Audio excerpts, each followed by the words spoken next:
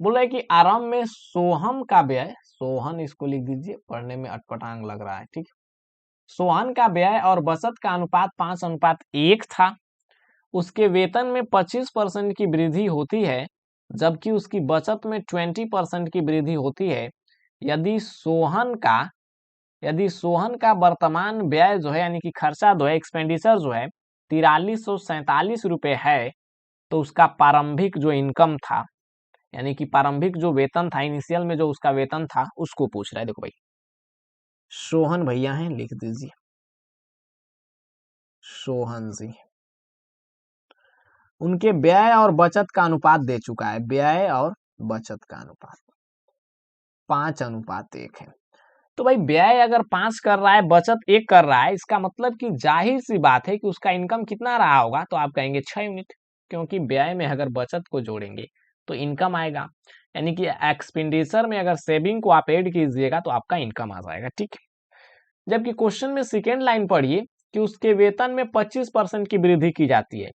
तो भाई 6 यूनिट उसका टोटल इनकम है, अगर उसमें 25% की वृद्धि करेंगे तो बातें जो है डेसिमल में जा रही है, तो मेरे को डेसिमल में कैलकुलेशन नहीं करना है। आप क्या कीजिए कि इसको 60 बना दीजिए। तो जब आय को 60 बनाए तो बचत को भी 0 से गुणा 10 से गुणा करना पड़ेगा और व्यय को भी 10 से। सब रेशियो बराबर है, 5:1:6, ठीक है। चलिए अब 25% बढ़ाइए। तो इनकम को अगर 25% बढ़ाएंगे तो 60 का 25% कितना हो जाएगा, तो 60 का 1/4 15, तो 15 बढ़ाएंगे तो हो जाएगा 75। नया इनकम 75 हो गया।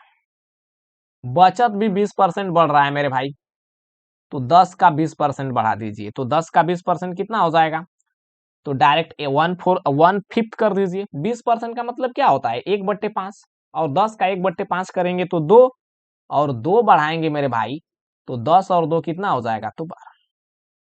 अब नया इनकम उसका 75 हो गया, बचत 12 हो गया, तो व्यय कितना होना पड़ेगा, तो आप कहेंगे कि टोटल मिलाकर तो 75 होना चाहिए।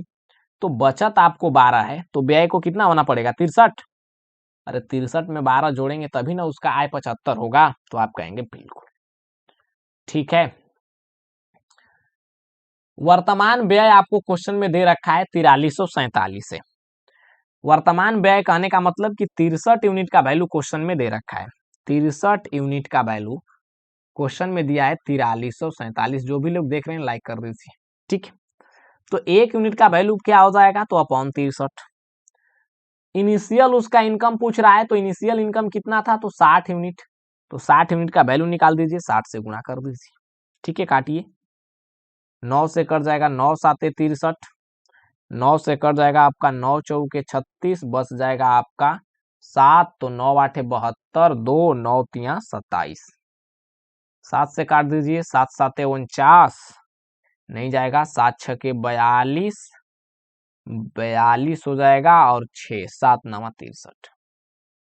69 में अगर 60 से गुणा करेंगे तो लास्ट में आएगा 0, और 6 9 54 के हो जाएगा 4, यानी कि इकाई अंक 0 आएगा, दहाई अंक 4 आएगा। ऑप्शन नंबर बी आपका राइट आंसर हो जाएगा। इसी में आपको इकाई अंक 0 है और दहाई अंक 4 है, बाकी सब में दहाई अंक 3 है, 5 है, 6 है, तो नहीं होगा, ठीक है ना। नेक्स्ट